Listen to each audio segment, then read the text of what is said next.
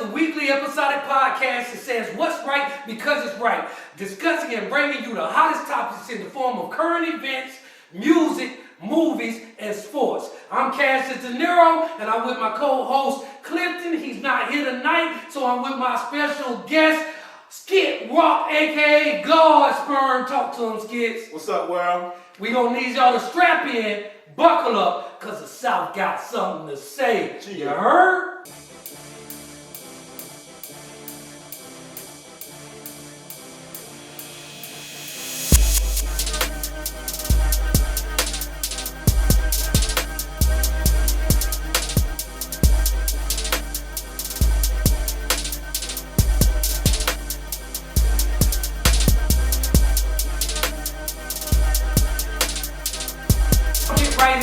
Right into it. You know, I'm gonna go straight to the hottest topic, which right now is the Breakfast Club. Okay, so what I mean by the Breakfast Club, for a long time, at least for the last 2-3 months, they've been operating on just two hosts, and that's Charlamagne the God and that's DJ Envy. Okay, right? They used to have Angela Yee, right? But there was a little internal turmoil going on with the original Breakfast Club, which was those three for quite a long time, right?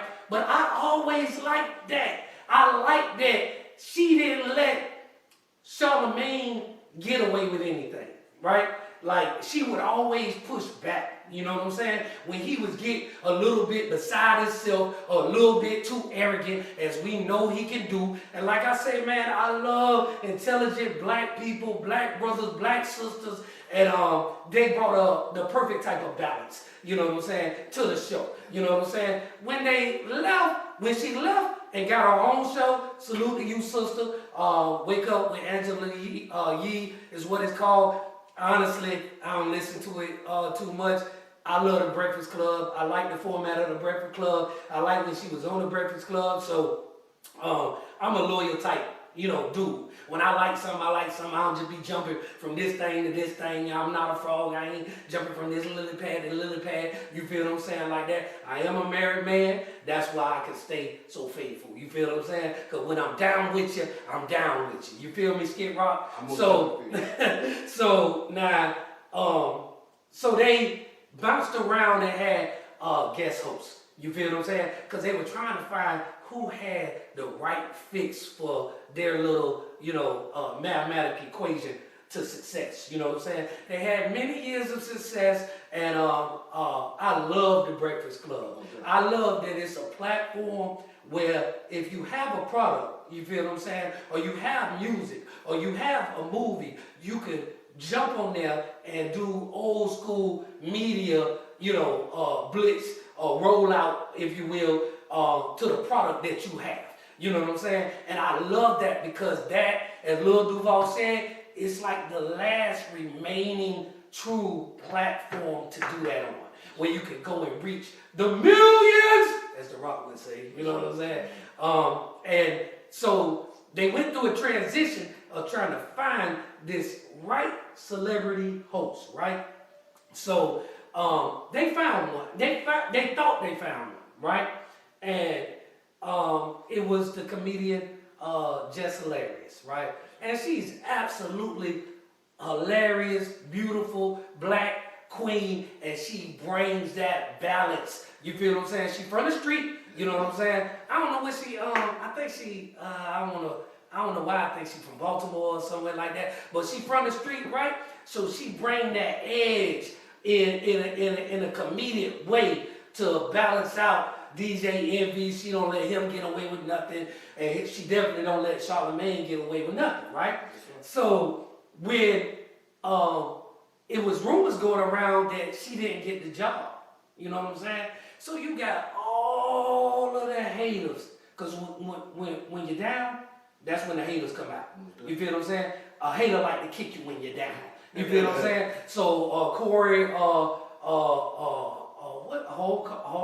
don't even know the dude's name. He a comedian or whatever. He talking mess about Jess. You know what I'm saying? Like she couldn't fit the bill. She didn't have what it took. You know what I'm saying?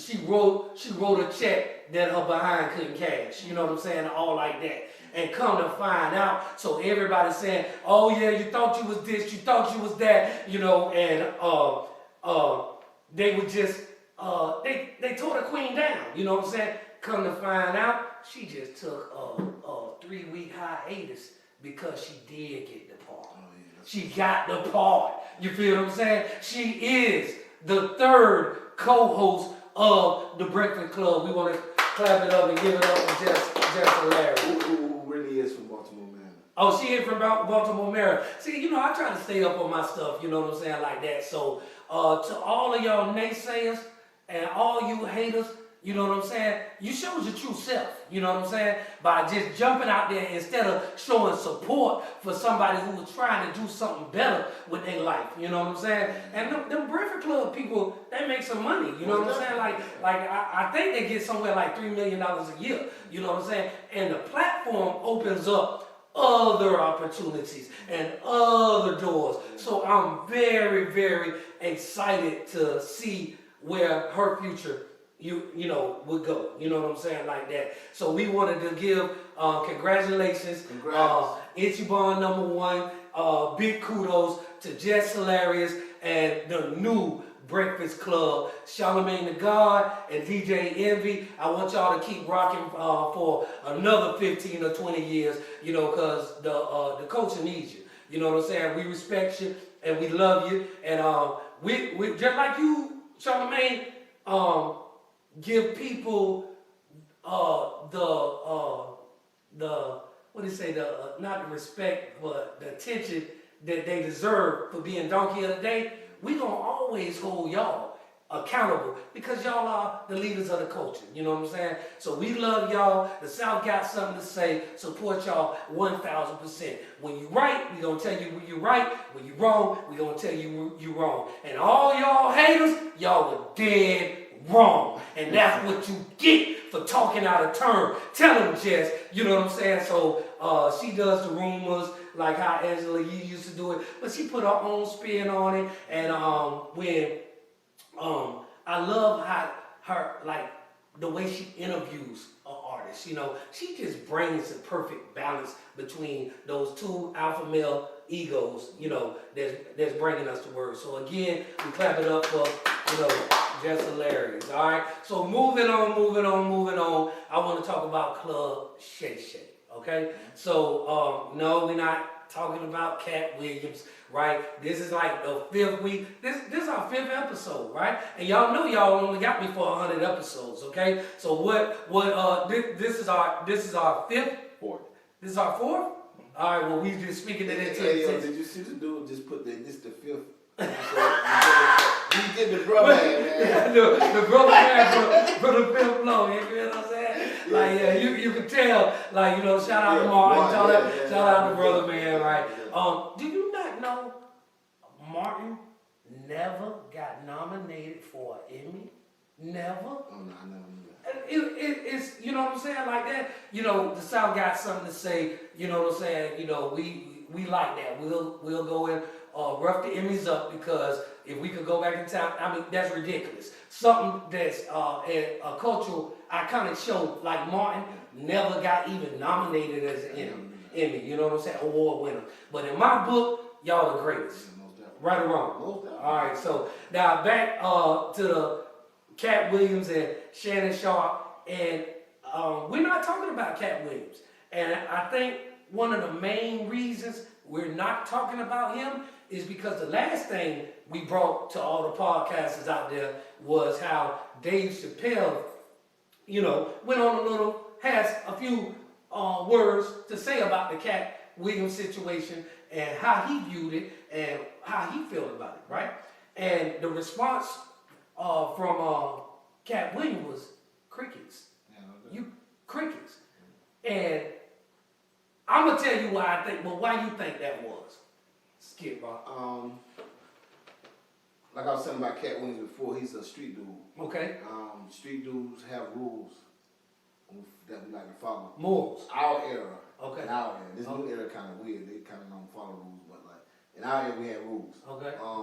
That's his OG. Okay. And it's just simple as that. Okay. Once your OG say something, you know, you pretty much listen to it. Yeah, absolutely. Because he's not in that position that he's in for nothing. Okay. You know what I'm saying? So, And I respect that. That's my and I'm gonna tell you like this. That's what I was gonna say. I totally 1,000% agree with you because it's a hierarchy to life. Yes, sir. You feel what I'm saying? Like that. You have triple OGs, you got OGs, you got gangsters, you got baby gangsters. You know what I'm saying? You just have people who are supposed to respect the people that came before them. You feel what I'm saying? Almost like when Kobe Bryant, when they asked who would win out of a game between you and Michael Jordan, he said, man, don't ever ask me nothing like that. He said, the only reason why there is a Kobe Bryant is because there first was a Michael Jordan. And every time I went to him and asked him any question, like a bugging little brother, like pulling on his coattail and said, hey Mike, how you move off your pivot that fast? You know what I'm saying? What do you do when you like this and that? And Mike always pulled him to the side, even during the game, and coached him, and he was the opponent. You understand? That's a real OG. And the same way Cat Williams had nothing bad to say about his OG, you know, his GOAT to the game, which is he labeled Dave Chappelle and Chris Rock as his GOATs. You know what I'm saying? It's the same way Kobe Bryant, he almost felt like that was a disrespectful question. I'm thorough. You feel what I'm saying? I'm 10 toes down. I'm Tupac in this lane. So in the same essence, something like with Bumpy and Frank too. Bumpy and Frank, elaborate, let the people know what you're talking about when you say Bumpy and Frank. Bumpy Johnson schooled Frank. Frank was his driver. Frank Lucas. Yeah. Was his driver. Yeah. But through being his driver, he also taught him, and he learned all the things that Bumpy was doing. Absolutely. And Frank took that and ran his organization the same way because it worked. And he gave him the keys. Yes, you know what I'm saying? But you have to apply. You feel what I'm saying? Like we got this thing and people say, oh, knowledge is power. Knowledge is power. Knowledge is power. They teach our children, knowledge is power. You know what? That's the biggest crock of you know what ever to come out of people's mouth. Because knowledge is not power. Applied knowledge is power. Yes, sir. So as you look at the OGs, you see the knowledge, but you see how they applied it. And if you apply it the same way, you'll get the same results. You know what I'm saying? So that's why I salute, again, Cat Williams, you know what I'm saying, for being thorough and not giving us anything to talk about or to say when it comes to that. But Club Shay, Shannon Shaw, I salute you, brother. You keep it rocking, you keep it going. And he has another comedian that I just saw that he interviewed. And this comedian is just changing the game as far as just how social media changed the game for all type of music and entertainment, you know, and how Spotify changed the streaming game and took over record companies' positions, right? It changes, and those who have the ability to see the change before it actually happens, they become the kings of a new land, right? And the comedian that I'm talking about is Country Wayne. We salute you over here at the South. Got something to say, Country Wayne. Shannon Sharp asked Country Wayne all the right questions. You know what I'm saying? He asked him, man, when did you start this social media thing? And he started in 2014. He started off doing skits, right?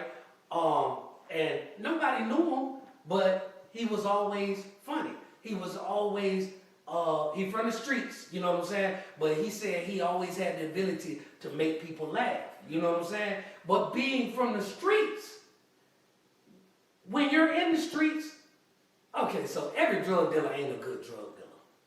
Every drug dealer don't make money. Every drug dealer don't, they risk their life, but a lot of them don't know how to evade the cops, evade the system, you know, and get in and get out, if you will, right? and make money and make it profitable in the streets. And if you are somebody who can do that, which by his own admissions he was, right? He took that knowledge to a legal game, which was the social media game, and he say he raped the social media aspect from in 3 years for $20 million, right? So basically now, how we were talking about, we watched The Young and the Restless, right?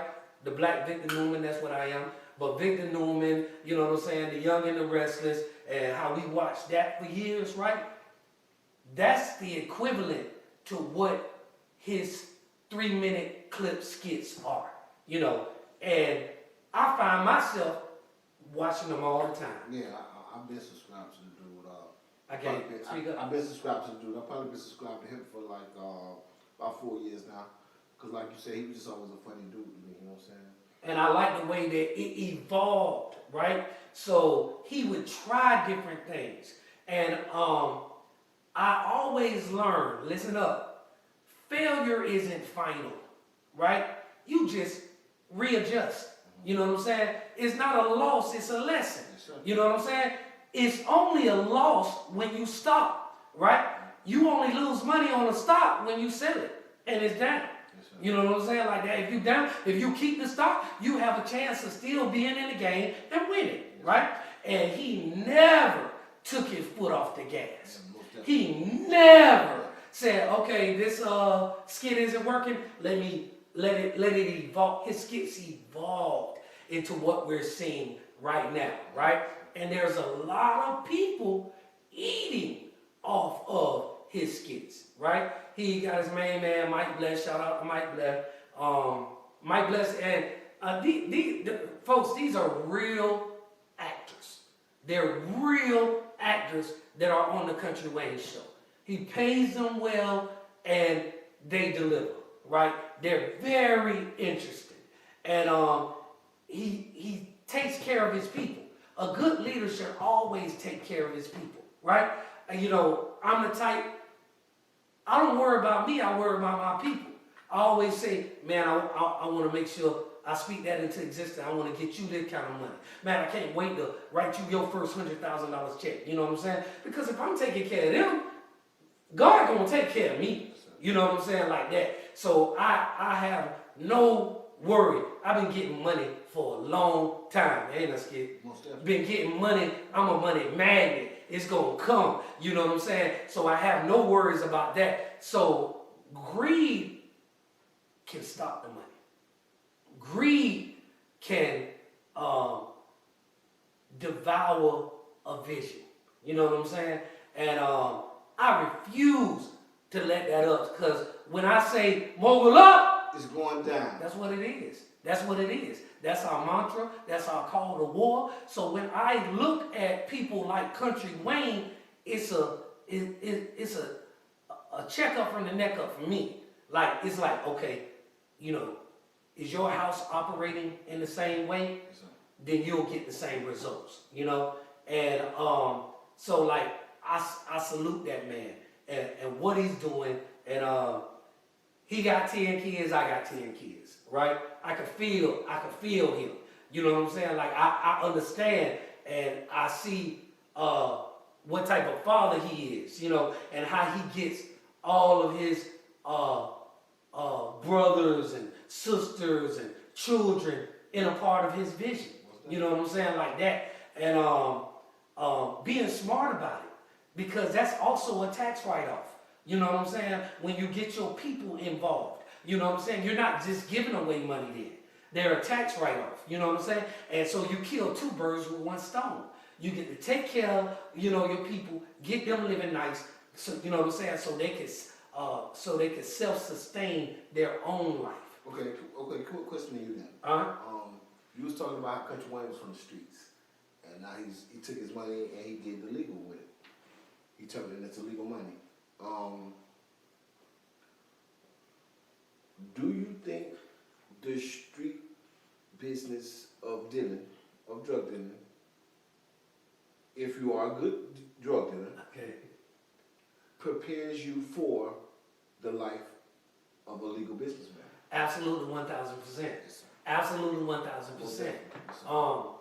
When I turned my life over to Christ, and not perfect, so y'all all, listen, all y'all, man, how is he over here with Skid Rock? How is he over here with it? This is my family, right? You know what I'm saying? When or how is he, you know what I'm saying? Like, his OG just went to jail, you know what I'm saying? Like, this man, like, this is the life we come from, right? So, like, I don't need all of y'all, oh, you claiming to be Christian? Yes, I'm a real one, okay? I'm a real one. And I don't judge anything, and that's for another podcast, but I can see people out there when I say I'm a Christian, you're not going to stop me from being what I am. But when I turned my life over to Christ, right, and I got into business in the corporate world, they say they ain't never seen nothing like me.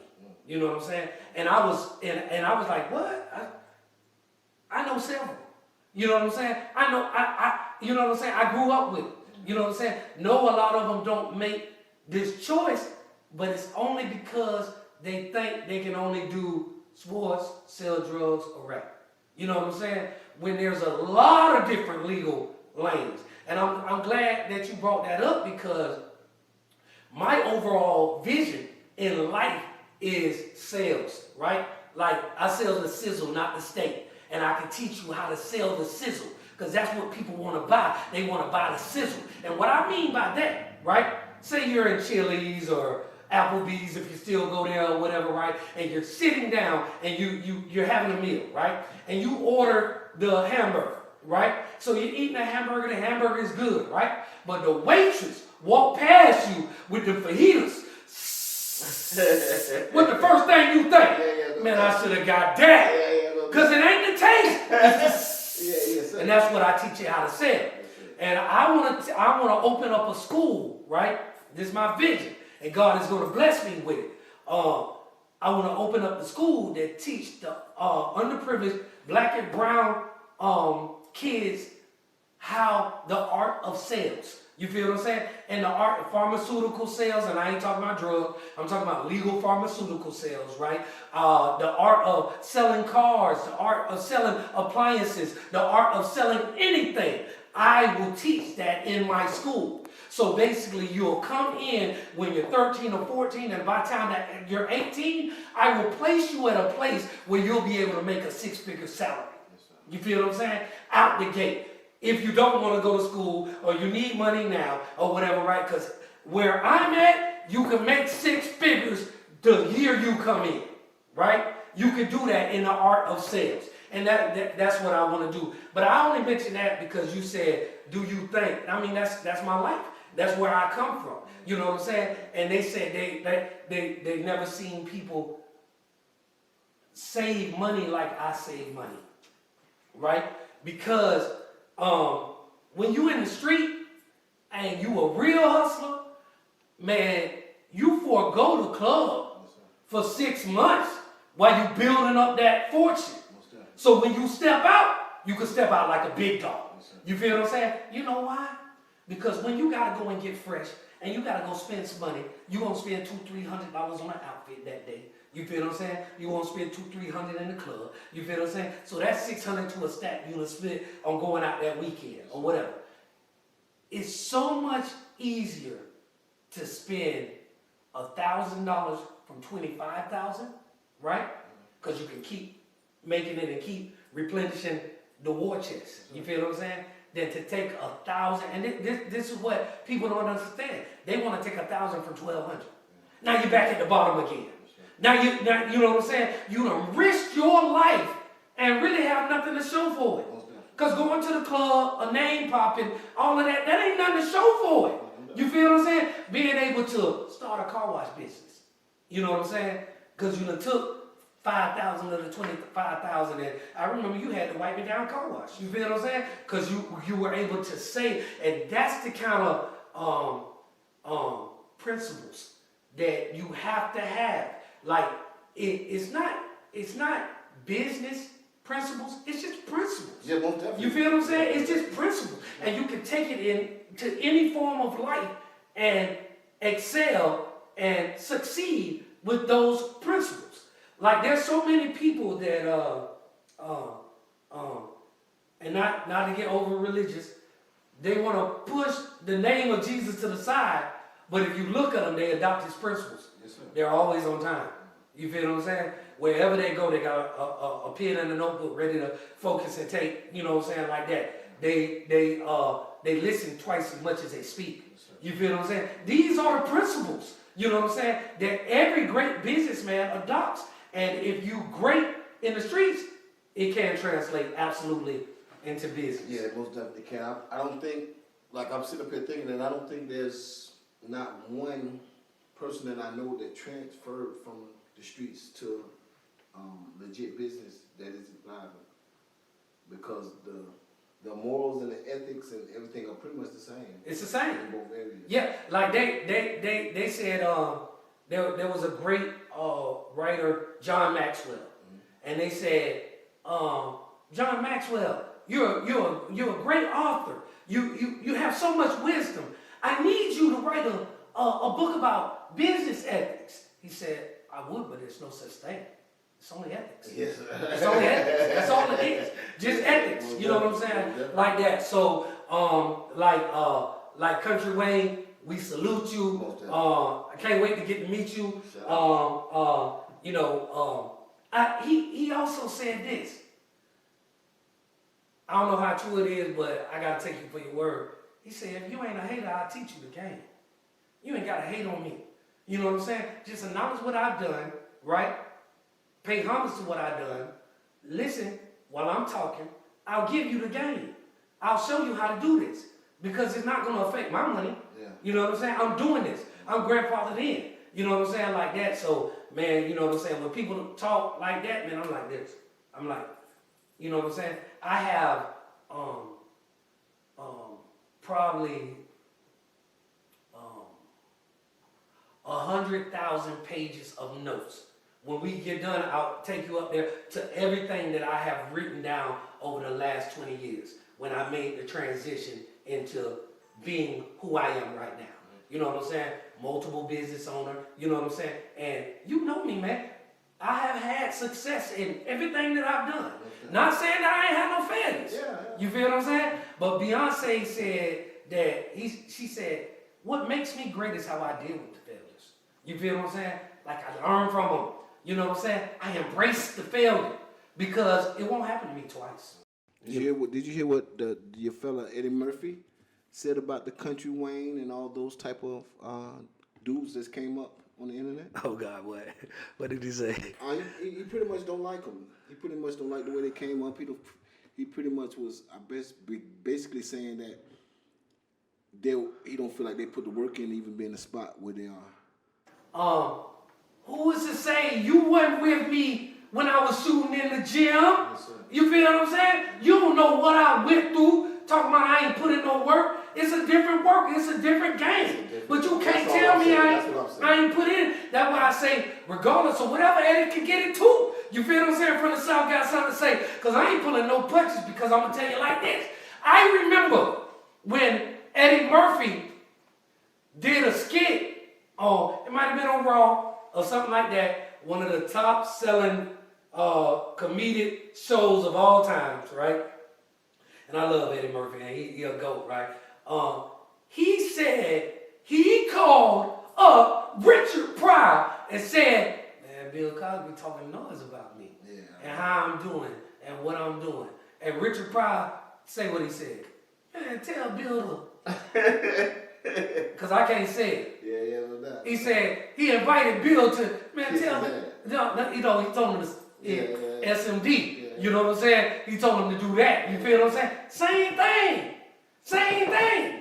Bill Cosby was the upper and the greater, right? He coming down on Eddie Murphy that was new and improved and everything, and he had something to say. Same way he's talking about that. You feel what I'm saying? A young black man doing the right thing and being profitable with it, right?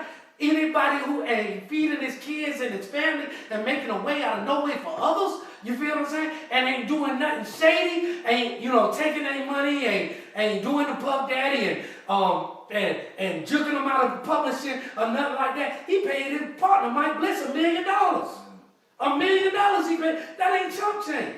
You feel what I'm saying? Like that, so man, like this. I'm glad you said that because, man, Eddie Murphy, man, Eddie Murphy, get it right.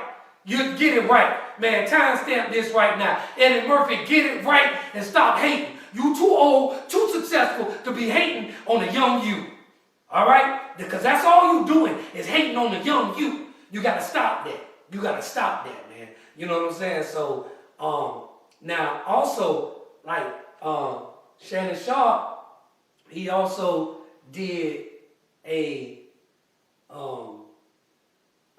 another one, right? Another show that I just recently, and he had 21 Savage on the, ma'am, can you pull up the 21 freshman class for me right quick on your phone and pass it to me? Because I know Kodak Black was part of that, they were part of the same freshman class. Okay? So the freshman class is something that, I don't know, one of them magazines, Mal will be able to tell me what it is. You said 2021? No, I said whoever was in the freshman class with 21 Savage, right? And I think it might have been 2017 freshman class, I don't know. 2016. 2016 freshman class, right? And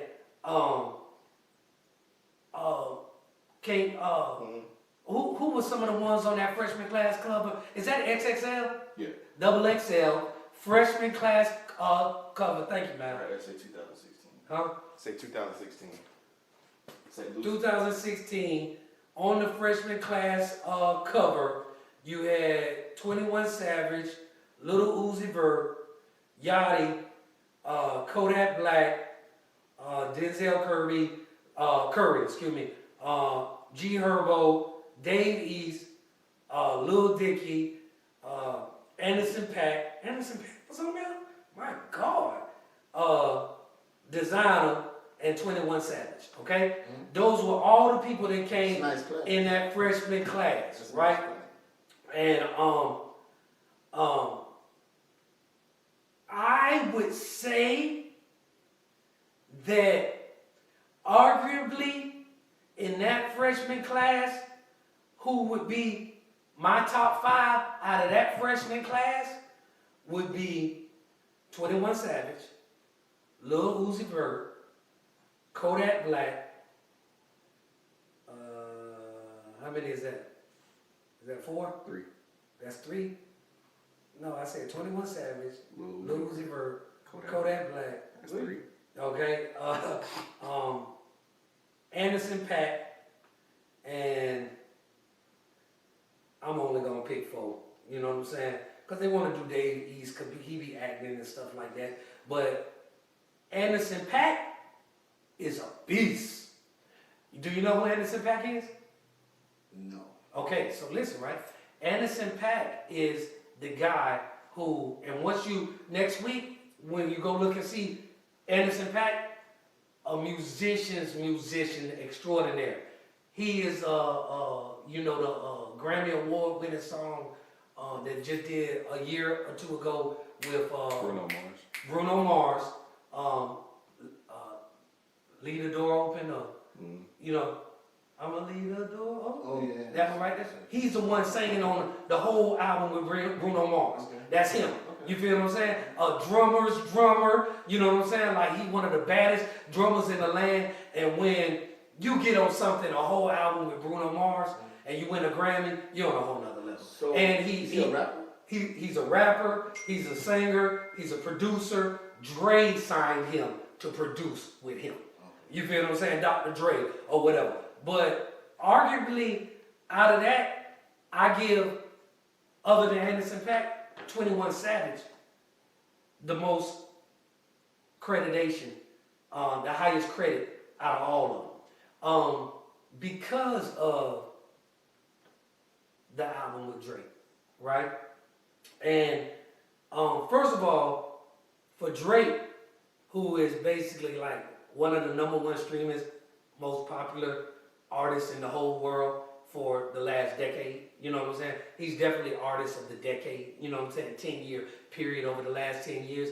Drake, he can do no wrong, you know what I'm saying? Like everything that he comes out with. He keeps moving the needle forward and forward and forward. So for him to pick you, right, to do a whole album with him, right, is an honor in itself. You feel what I'm saying? Now, you can use that as a springboard, or a catapult, or if you're really not deserving of that kind of plateau, mountain peak, production, performance, platform, right? If you're really not worthy of it, then when that thing sizzles out and goes away, like all music does, you feel what I'm saying? It has a start, a climax, and a downfall. So when that thing starts dialing down, then it can usher you right to your grave if you are not worthy of it. And 21 Savage said, man, I'm going to use it to springboard to my next level. You know what I'm saying? I'm going to level up off of it. Yeah. And I salute the young man off of that. You feel what I'm saying? Because he said, okay, I'm done with Drake, and Drake done with me, but I'm not done with the fame. I'm not done with the superstardom. I'm not done with the acceleration of my career. So right after then, Drake puts out another solo album. So when Drake puts out another solo album, now that album, the other album with 21 Savage, fizzles out because I'm done with it. So then he matches Drake energy and put out his own solo album. And they say that this is the best album that 21 Savage has ever put out, right? And they say he picked the right beats, he flowing on the right topics, you know what I'm saying? It's new age, it's innovative, it's something on there for everybody, you know what I'm saying? So I think that what 21 Savage did was, my time with you, Michael Jordan, I'm going to be Kobe, I'm going to learn from this. And it's going to sustain me and propel me into the greatness that I aspire to be. So I don't feel the same way, you know, but I'm out of that class. You got to think what you just said. Okay. Out of that class for me, it would be Kodak, because you got to think about what you just said. You said that he jumped on the album with Drake, and that kind of put him, because nobody really was dealing with 21 like that before the Drake thing, and that kind of put him where he needed to be, and now he's doing his thing. The dude Kodak Black has had it all from the door. No, people were really messing with 21 Savage. Nah. If you go.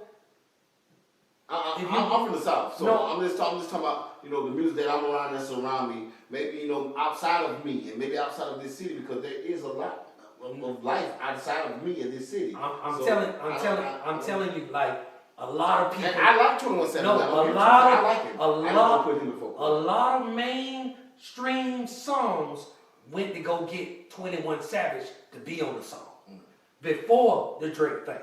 You feel what I'm saying? To feature. You feel what I'm saying? What rapper are we gonna go get? We're gonna go get 21 Savage.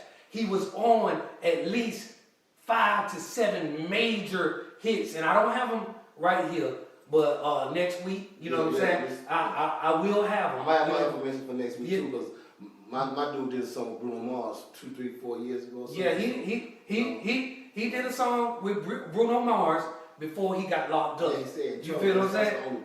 And the thing about it, he's a and the thing about it is, staying in trouble is a part of, staying in trouble can destroy a career. Yeah, be a part of your demise. So my thing is, I can't not put that in the equation when you look up against somebody else who ain't getting in trouble. Yeah. You feel what I'm saying? Who is like this, or and I like Kodak Black. I really don't get Oh no, I understand that. I really, really like Kodak Black.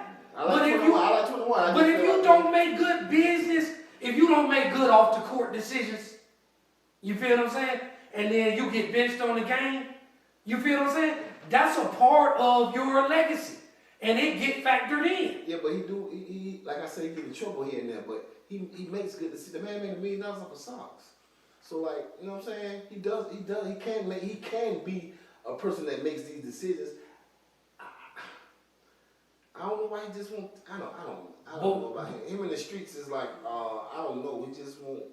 He can't shake it for some reason. But if he can shake that, But I'm saying, yeah, like if he could shake that, but I'm saying the reason why I can't give him past this dude right now is because your trouble make you take a back seat. It sit you down. yeah, but You feel what I'm like I saying? said, we're gonna study and we're gonna go look it up. But before the album with Drake, I'm pretty sure he did more numbers than Cole and 21 Savage. That's just my personal opinion. I don't think so. I might be wrong. When he first, so when Super Gremlin 2 came out, he came out with an album before that and it went wood.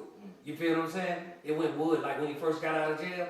Then he brought himself back up with the Super Gremlin, which was to me the song of the year, and he got shafted out of that. You know what I'm saying? It was the song of the year.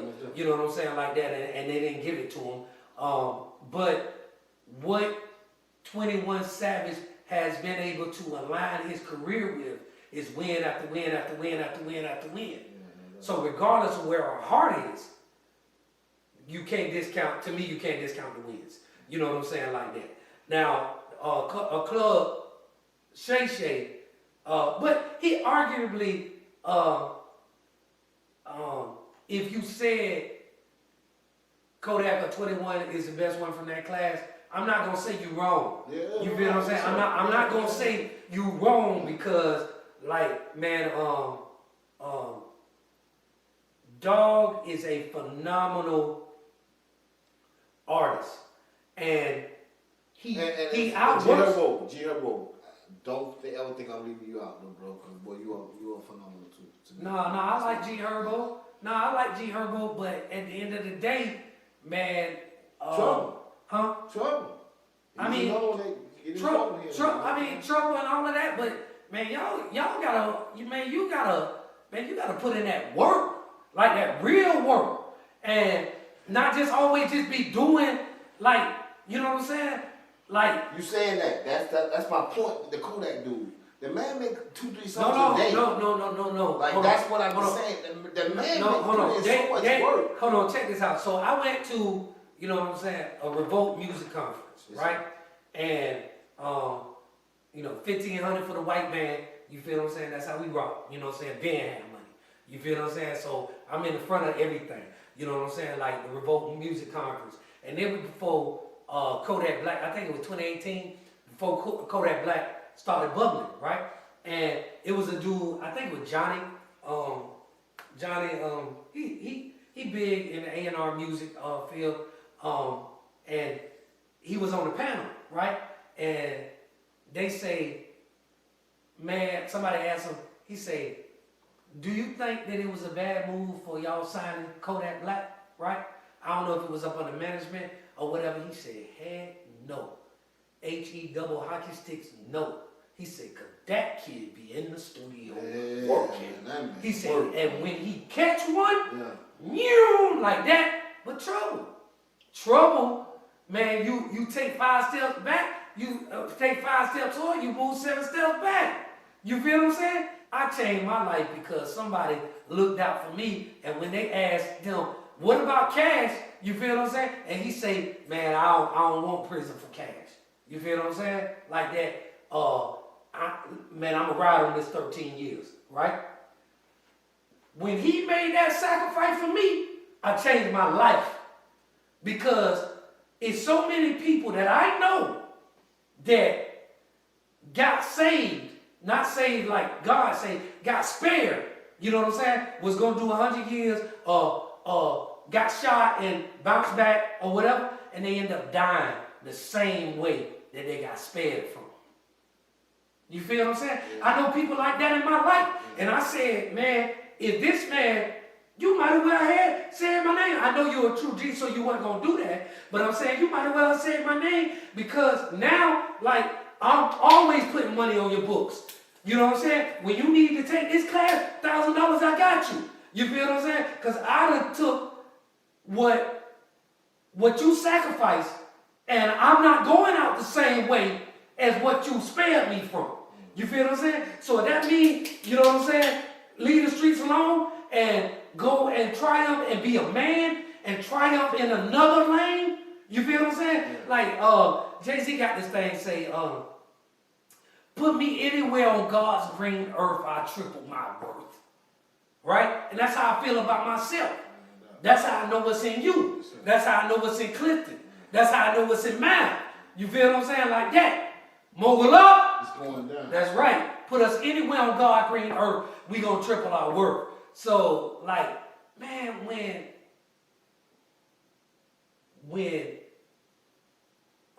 the streets are in you, you are not the streets. You feel what I'm saying? Sometimes you feel like you're gonna be lesser when you just make the smart move and grow up and leave the streets alone. But sometimes you have to make that choice. And sometimes it's hard. But it's something that has to be done. You feel what I'm saying? My heart goes out. I had a partner. I got shot in the leg and the back. He got shot in the leg, right? His wound was almost fatal. You feel what I'm saying? God spared me on mine, right? I still got the bullet in my leg, right? So that's why you'll see me limping every now and then and when it's cold and stuff like that. But this guy was 250 pounds. That bullet went inside of him. He stayed in the hospital 2 months and he came out the hospital 140 pounds, right? He lost like 100 pounds, like skinny, you know what I'm saying? But he was alive, right? 5 years later, he ended up dying the same way that God spared his life right then. You feel what I'm saying? Like that. And to me, that's a travesty. To me, that's sad. To me, that broke my heart. You know what I'm saying? That was my boy. That broke my heart. You know what I'm saying? And I would always tell God, I was the type of person that I would say, God, I don't want to go to prison. If you want me to read books, I read books out here. God, if you want me to find Christ or Jesus or religion, religion, spirituality or whatever, man, it just breaks me up like that. I would tell God that if you want me to be spiritual, if you want me to be closer to you, I'll be closer to you out here, God. You feel what I'm saying? Like, no, I would have conversation with God like that. I ain't got you. Okay then. Yeah. And I think that's the difference maker. You know what I'm saying? Like that. Cause not saying that he gonna sit you down. Cause I don't believe that God got to use the devil devices to get your attention. Right? I don't believe that. I believe that your own free will and your choices you make can lead you to a road that you go in there. And I believe that he can, if you ask for his help, he can help navigate around them roads. You know what I'm saying? I believe that. So that's how I've always been. That's how you've always been. And I believe that that's why we're here right now. And man, I'm not one that just talk. So I love Kodak Black. I respect Kodak Black. I've been young, but I used to be like, man, how many times more chances I'm gonna get? Yeah. Like for real, talking to myself. Yes, I ain't talking to nobody else. I used to be like, how many more chances? Yes, and I like this or whatever. And bro, I ain't never been good at gambling. You been good at gambling. So if I gamble too long, I'm gonna lose all my money. You feel what I'm saying? I never had that kind of luck. So while he might could push it because he a great gambler, I realized that no, I ain't, you know what I'm saying? So man, how many more times you can get pardoned by a president? Who does that? Who gets pardoned by a president? Like last year for the year ended, he just got smashed up again. Yeah, I know That's that. what the tabloid's saying anyway. From But you think if Trump come back again? in the car and getting But- caught with cocaine or something like for sleeping in the car. Man, I don't know. listen, man. But Listen, about it man. is Listen, man. You know, hey, listen to the voices of wisdom around you. You know what I'm saying? Young OG, because you a young OG. Because you not just a G, you a young OG. You a young OG. You feel what I'm saying? So listen to the voices around you, you know what I'm saying, like that, and you know what I'm saying, like, you know, hit my line, you know, if you really want to talk, you feel what I'm saying, like this, because we keep it 1,000, you know what I'm saying, with you. But on Club Shay Shay, right?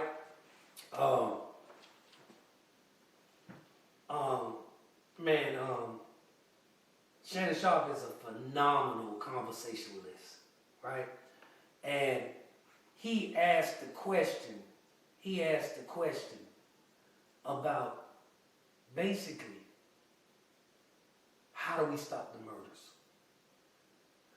How do we stop the murders? And y'all go watch it if you want to know what his reply was and everything like that. Who is his? 21 Savage. We talk about 21 Savage, I'm sorry.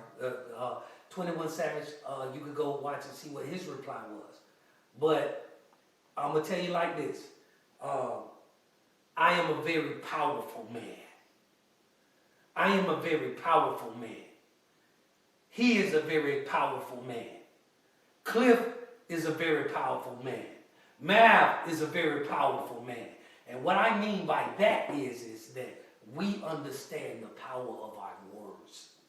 And what we believe, we speak it into existence. You know what I'm saying? It manifests. So, I do believe that my city, Jacksonville, Florida, the Bangum, Duval, home of the Jaguars, I'm trying to get them to see, you feel what I'm saying? Home of the Jaguars, will be a murder-free city and a no-hunger zone. And we didn't get the way that we are overnight, so we're in it for a long haul as far as the South got something to say in efforts of rectifying the state of our city as of now, right? And a couple of years ago, there was a YouTube documentary made, and they made them about a lot of cities that had gang wars and murders, deaths, crime, drugs, the devil's playground at the highest level, right? And he had done these type of documentaries for Chicago, done these type of documentaries for Los Angeles, for New York, you know, for Miami, you know, St. Louis, and he said he had never witnessed the type of violence that went on in our city. He actually said that our city has the biggest rap beef in rap history. He said he's never seen a rap beef bigger than the one in Jacksonville, Florida. You've never seen as many people die as they died in this rap beef in Jacksonville, Florida, in this one city. And I'm gonna tell you like this, man. If you know, you know. I'm not saying no names, cause I mean when I say I live here and I love here. Love here. I live here and I love here. And just like I won't speak on see murder and you know like this or whatever, cause when you a real OG and you from it, right? And I'm a triple OG, right? And when you from it and been in it, then man, I ain't trying to, you know, like clout ain't money. You know what I'm saying? Like I ain't what popular. I ain't what's popping. I'm what's popular. You feel what I'm saying? We've been like that our whole life. So when I tell you that Jacksonville City will be a murder-free city. And we touched on it before, and we said that, you know, hey man, for y'all out there in podcast land and the real world out there, and ain't nobody talk about your mom, mess with your mama, mess with your old girls, mess with your family, your children, and mess with your money, man, squash that beef, because that ain't real beef. And then Skid Rock said, well, I guess we ain't talking to these boys here in the banger, because they done did all those things you just said, right? And that's why it's a real situation in my city. And I believe, first of all, to rectify anything, you have to figure out its origin, how it came to be. How did it get like this? And listen, man, that documentary will have y'all thinking that it's World War III out there. And it ain't like that. It's 2 hours long. No, it's not like that. It's not like that. When I tell you, when you're in it, it's like that. But Jacksonville is the biggest, the third biggest city, land-wise, in the United States. And it has over 1,300,000 people in it. So, like, I believe you have to find out the origin and what happened. And this is where Skid Rock says, well, what happened, Cash? What happened, Cash? I'm glad you asked. Right? So I thought about this real heavy because it means a lot to all of us. You know what I'm saying? So, like, how can someone that looks like you, how can somebody take a life of someone who looks so much like them? Right? How can a person be so desensitized in taking a life for, quote unquote, not that good of a reason? You feel what I'm saying? And I'm not trying to say what the reasons are, but something that could be talked through, or something that could be worked through, or, you know what I'm saying, like that. Why do you feel like you can just go and, like, take a life? It's really not no big thing. And first of all, the way somebody can do that is to not think much about themselves. So I can kill you because you look like me. And just like Tupac said on Juice, he said, you know, you ain't S-H-I-T because I ain't S-H-I-T.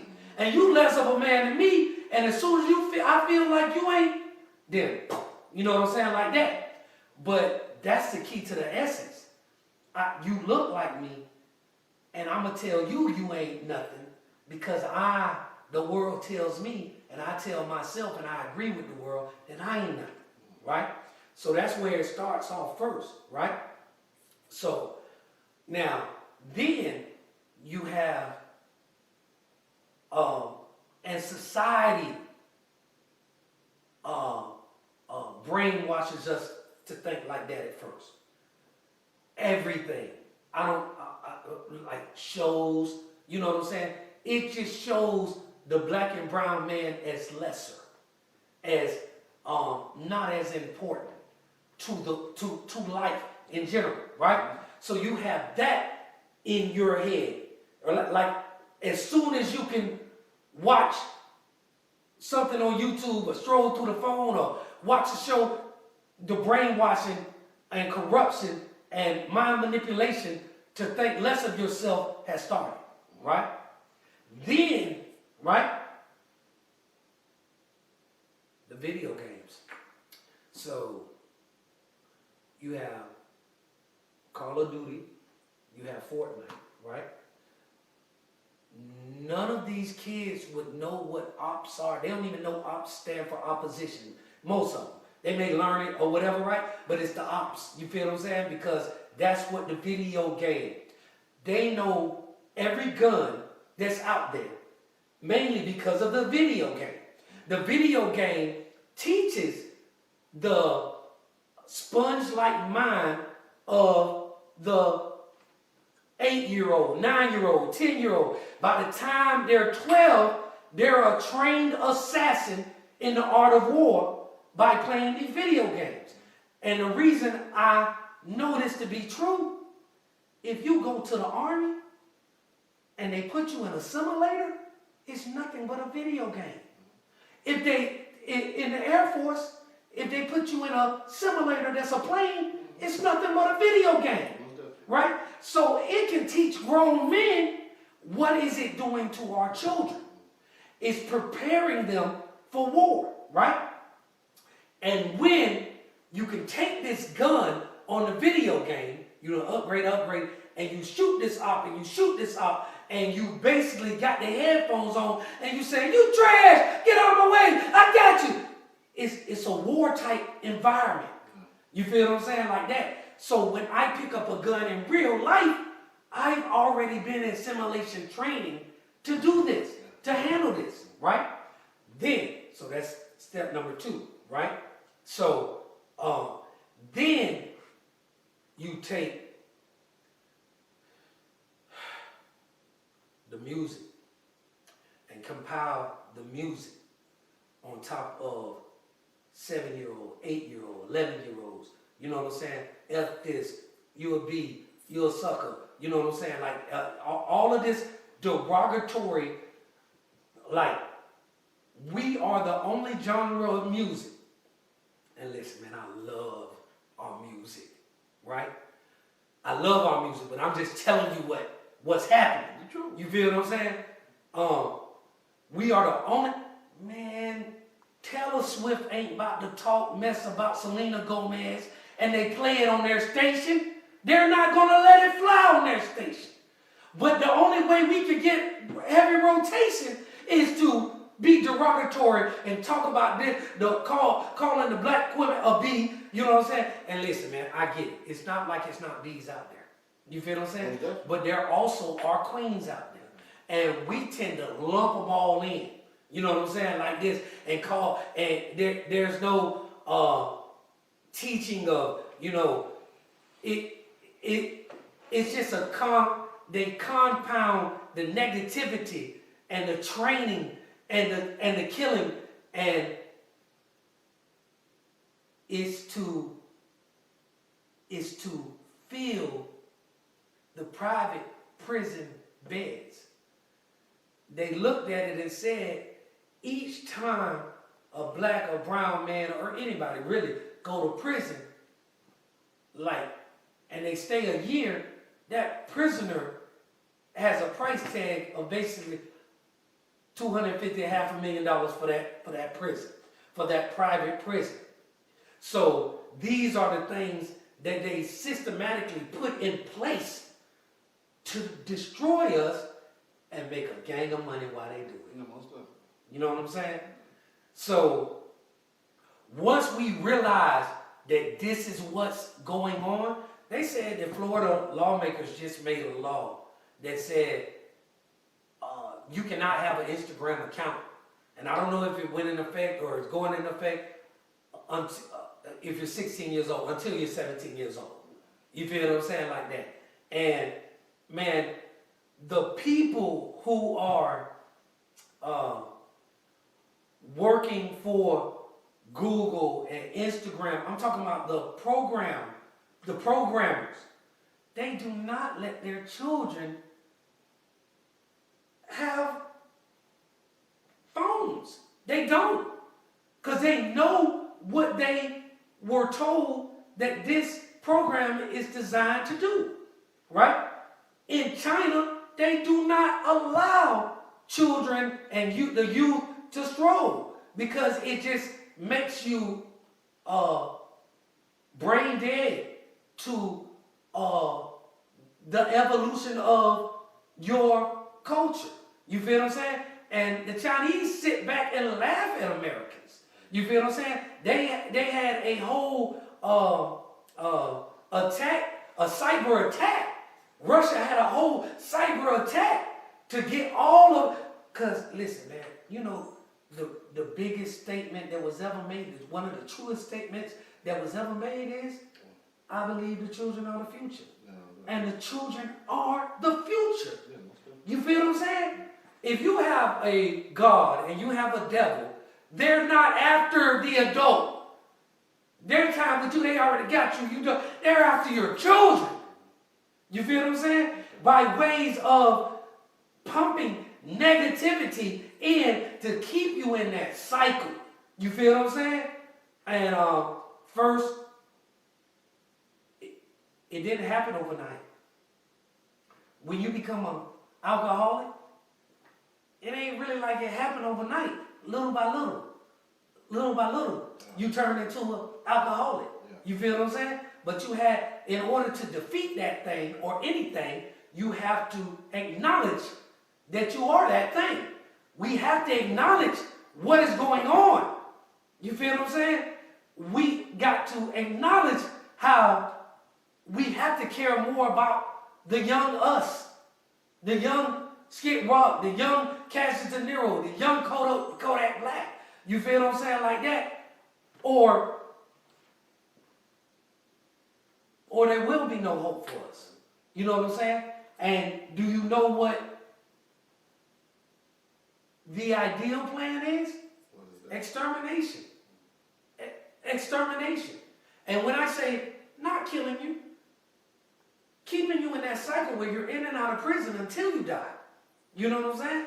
Like that. Or they get a certain amount of years out of you in prison.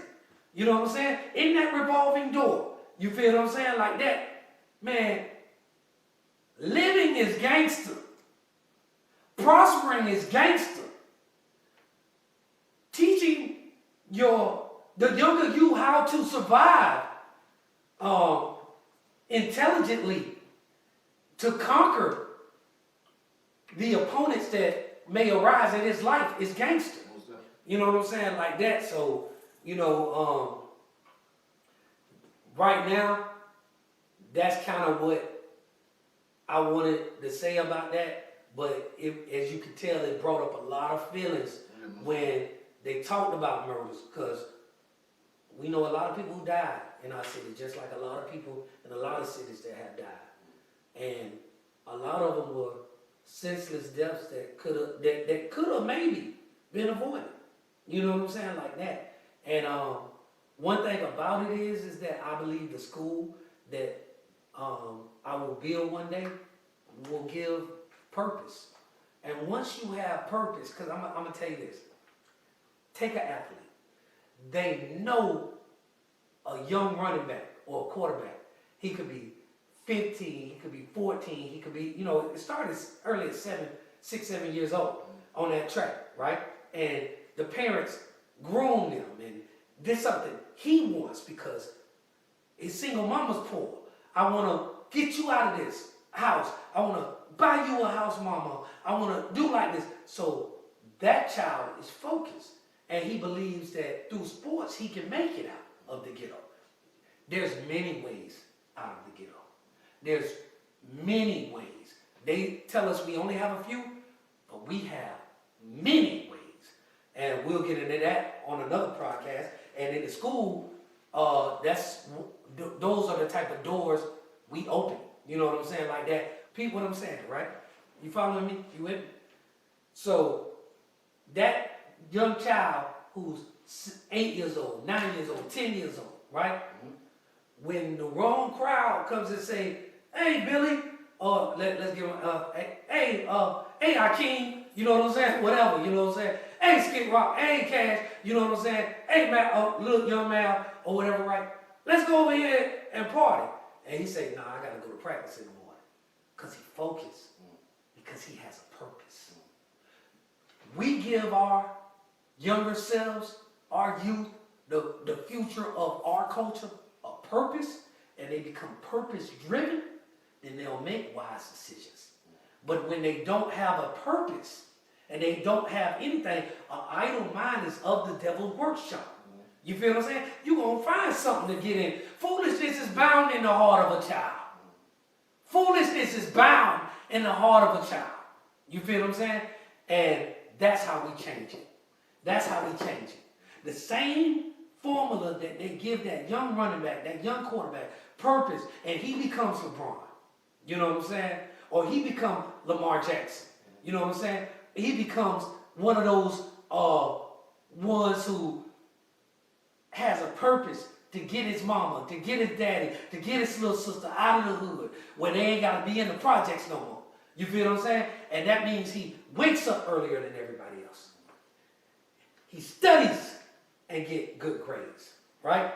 He doesn't put poison in his body because he's an athlete. And he need it's not worth taking a chance at failing and this is my way out. You know what I'm saying? And that's what we need to do. And that's what we are going to do, us in Jacksonville, Florida. So y'all be on the lookout for that, you know what I'm saying? I'm working with some wealth builders, non-profit organizations, and we're going to get it together and we're going to start that school, and you know what I'm saying? So y'all comment below and, you know, tell us if y'all got any ideas, if you agree with what the conversation been about and how it's going. And right now, we are going to switch gears into movies. We're going to switch gears into movies. And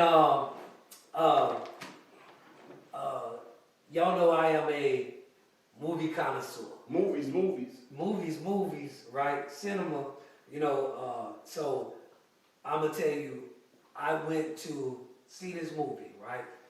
And I went with my daughter. Shout out to Kennedy Amir.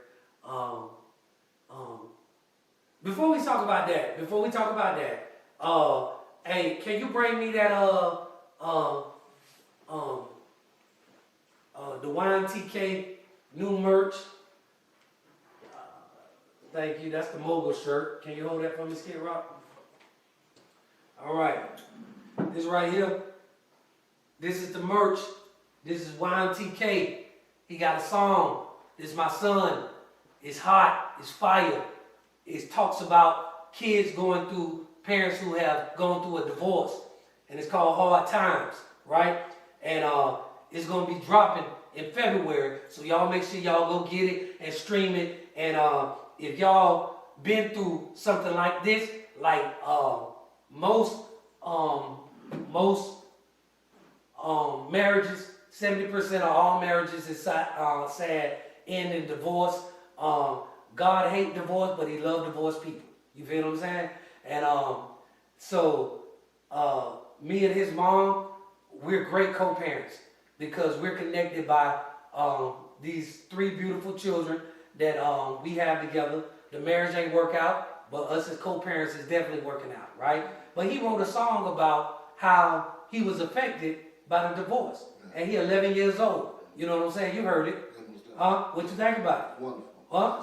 Give me a little bit more than that. Great this song. nephew. Yeah, that's a You great song. You know what I'm saying? I Like, swear, yeah, you know what I'm saying? go listen, I go listen. honestly feel like he may win a Grammy. You know what I'm saying? Because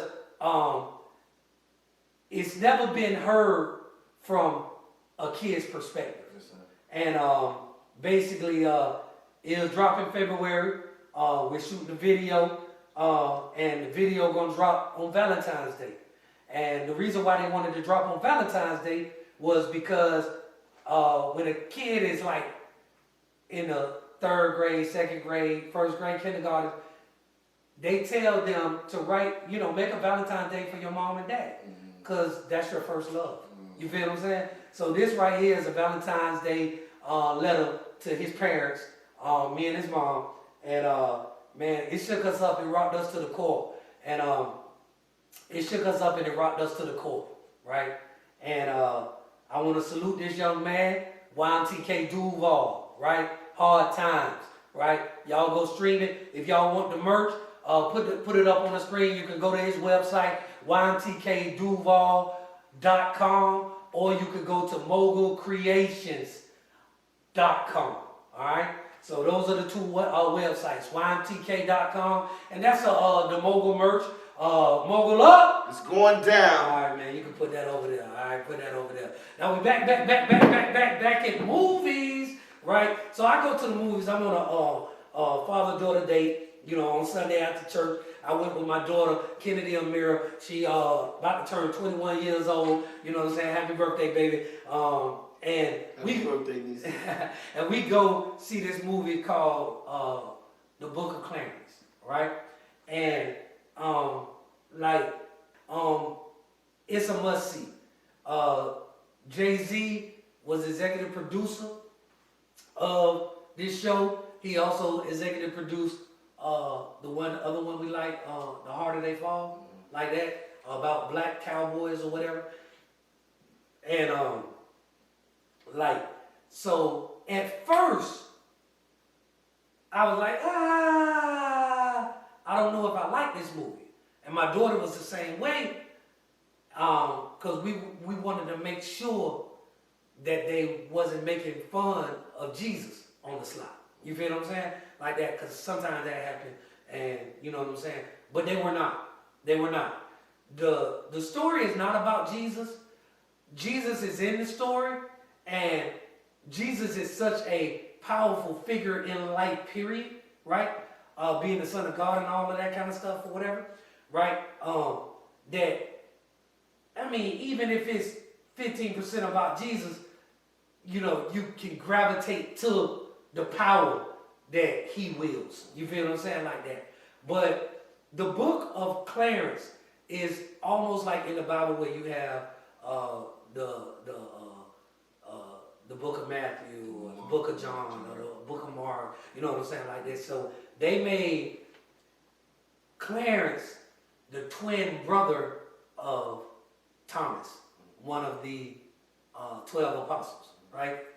So at first, Clarence is like, he sees Jesus and all the power and respect that he gets and that he wields.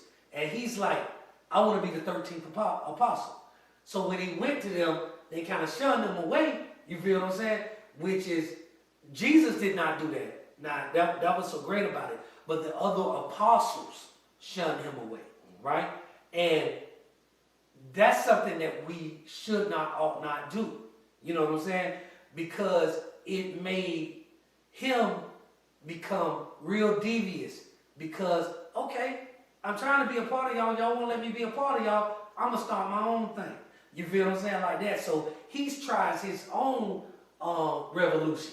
You know what I'm saying? So he starts faking miracles and doing miracles and all of this kind of stuff. And over the time, he learns, it changes him, right?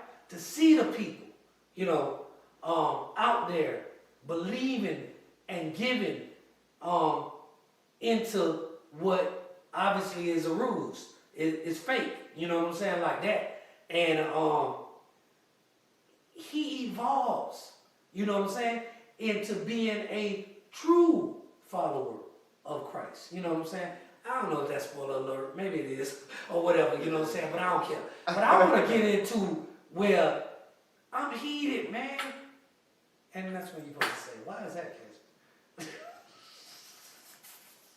I'm heated, man. Why is that, bro? I'm glad you asked.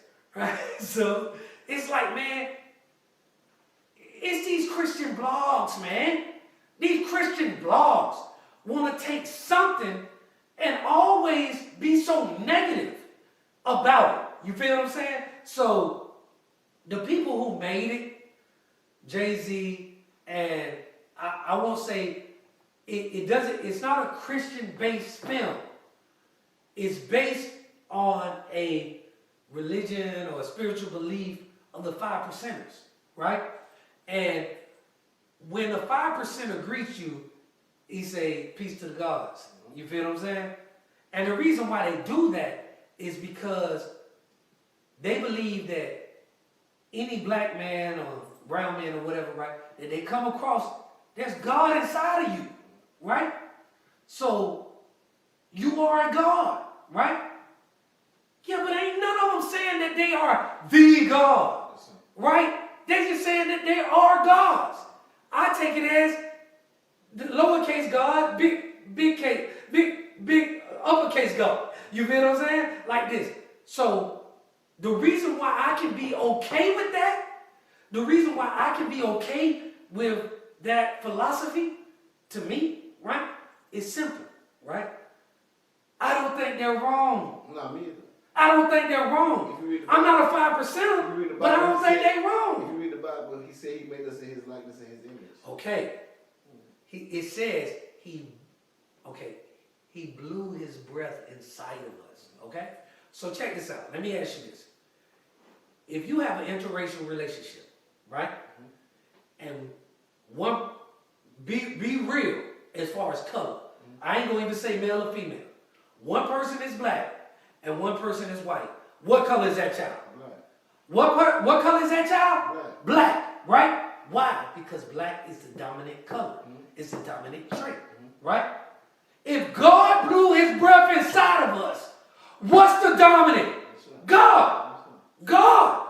God's breath inside of me allows me to speak things into existence because he inside of me. Because the Holy Spirit lives in and around and about me, right? So when God came out and he said, let there be, you feel what I'm saying? I too can come out there and speak things that were not as if they are and they will become. You feel what I'm saying? Like that, right or wrong? Okay, so why would I have a problem with them greeting each other as, peace be to God, what's up, God? Right? Why? You feel what I'm saying? Because y'all always just want to look at the glass half full and feel like you got the corner market on everything, man. You don't. You always want to fight. You always want to beef. You feel what I'm saying? Why? I don't like that. And that ain't the type of Christian I am. I grew up on Christianity, and throughout my whole life, like, it's weird the way, like you say, all they want to do is fight and beef and argue. Fight and beef and argue. Yeah, it's weird, but you know, hey, it is what it is. But they're one of the religions that's so stuck in what they're stuck in till it's amazing. Like, you can't even go. They're not even people that you can change mind on things. That they're like the most one-track mind people I've ever seen. Like, there's nothing else but that. You know, and sometimes you can break stuff down and you can show it to them, and they're just stubborn to the fact that that is what it is. You know what I'm saying? Now I'm cool with you being that way. Yeah. Right? Well, let's go play basketball. Let's go to a movie. Let's not talk about this because if you're so stuck and one-minded and stuff like that, there's no need for us to talk. Why? You just want to argue. You feel what I'm saying? Like this. Because one day, you're going to find out if you're right or not. One day. You feel what I'm saying?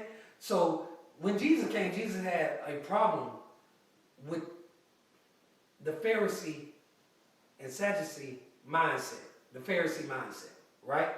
And he basically told them how wrong they had it. So you Christians, if Jesus was to pop up right now, would he tell you how wrong you got it? Are you operating in love? Are you operating in understanding? Because that's all it's about. Love. That's all it's about. Understanding. Love. And love. love. Number one, love, though. Love. Yeah. Love. And if you're not operating in that, then you're not operating in him. You feel what I'm saying? Like that. So, all of you Christians out there, man, comment below. You feel what I'm saying? Because you got the right one now. You feel what I'm saying? Because I don't like y'all picking on other religions, man. We gotta know better and do better. You know what I'm saying? I don't like that. You know what I'm saying? I'd rather you be like, no, it's a good movie. You know, they didn't really disrespect God or Jesus, and they believe what they believe, and it's entertaining. It's a nice movie. I would love for you to be like that. Because that's all it is. Because if it don't pertain to you, it don't pertain to you. One of the weirdest parts about religion is that it keeps everyone separated. Religion does. Yeah, it does. Religion does. It does. Religion does. Not spirituality. Yeah, religion no, not does. spirituality. Not spirituality. Yeah, You know how many You know how many people, how many wars have been in the name of God is on my side. If you look at a movie from back in the days, racist, if you look at a racist movie right now, they was hanging to the cross. They hung in when they had church and hung in the name of Jesus Christ. So you know it's weird, man. What it is, you know. Yeah, man. I ain't with it, and it ain't going down. The South got something to say, and we gonna say it. You feel what I'm saying? Period. We gonna call a spade, and we gotta play spades. Nah, I'm just kidding. yeah, you know what I'm saying? Like this. Okay, so go see the movie. Go see the movie. It's an awesome movie. I think you'll like it. If those who've seen it, comment below. Tell me how you feel. And the guy that's starring in it, I think he's been coming up too, kind of coming up a lot of movies too. Man. Yeah, I don't know his name though. His name. He's the dude though. He in Juice and the Messiah. I think it's Juice and the Black Messiah. Yeah, he played the cop dude that was the snitch. Yeah. And Get Out, he played the one that when they took the camera, his nose started bleeding. He was the white lady. Yeah. So yeah, he been coming up. And he also was on Atlanta. Oh yes, he sure was. was. On Atlanta, the series. Yeah, I like doing that. And he was also I think it was on Dear White People or something like that, where he was where he was a salesperson. I just saw that for the first time. I might have the name wrong, but he would tell people in sales that you had to have a white voice, and he would talk, and his white voice would come out and stuff like that. Yeah, it was all. It was kind of out there. Yes, but kudos to you. Next time we'll know your name. Do a couple more films. You know what I'm saying? Win a couple more awards. You feel what I'm saying? Put in your work. You know, keep grinding. You know what I'm saying? Now, I also want to highlight a movie that that is very, very influential in my life because of what it taught or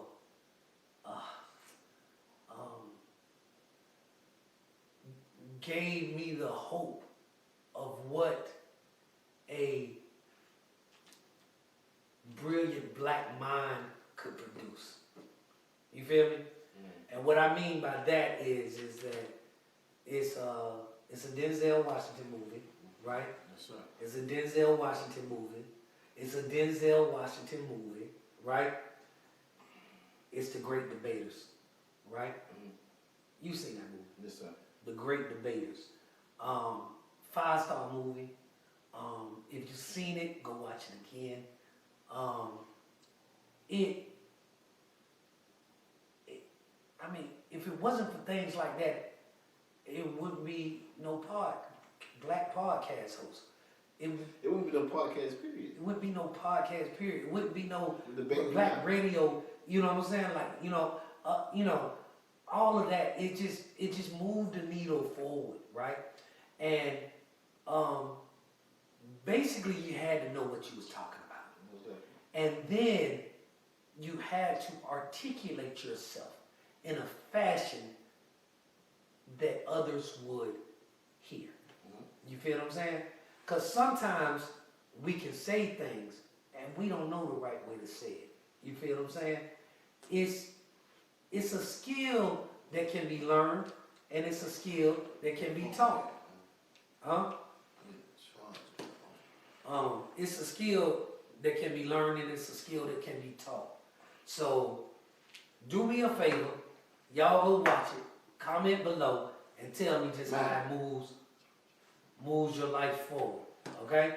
And I don't have one down here. And that's The Great Debaters. And I also want to shift, because this got something to do with movies, hot topic, entertainment, and everything like that. I want to shift to congratulations to Denzel's son. Do you know who his son is? No. All right, so his son is an actor and he is awesome, right? And his name is John, right? John David Washington, I believe it is. John David Washington. And he has been in a lot of great movies lately, right? A lot of great movies. You know, he was on the series Ballers with The Rock. Did you ever watch that? No, sir. You never watched that. It's an awesome one. Shout out to The Rock. But he played a wide receiver on the football team. You know what I'm saying? And that's one of the first things I saw him in. But ever since then, he's been in box office smashes. Like, I don't know, man. I ain't seen him nothing low budget. Like he being no, you know, he being with accredited white people. Like, you know what I'm saying? Julia Roberts and, you know, Clooney and Brad Pitt and all of them, you know what I'm saying? Like that. So he's on that level, and he's holding his own. And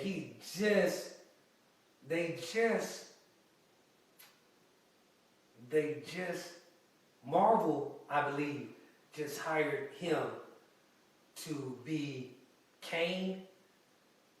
It's the new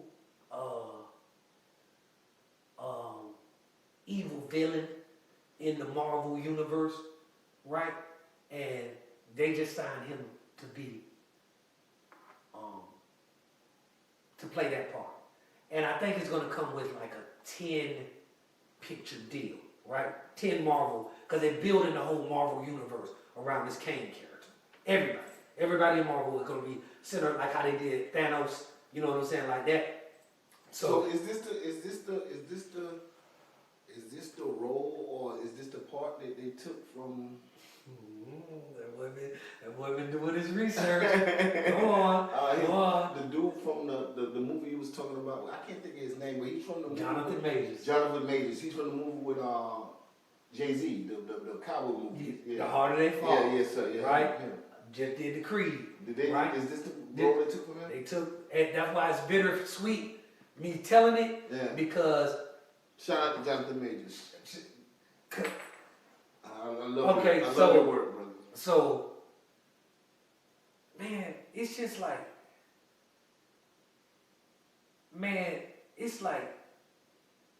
they just, so Jonathan Major, he just got found guilty and for a domestic situation, right? And he was dating a white woman, and shame on you.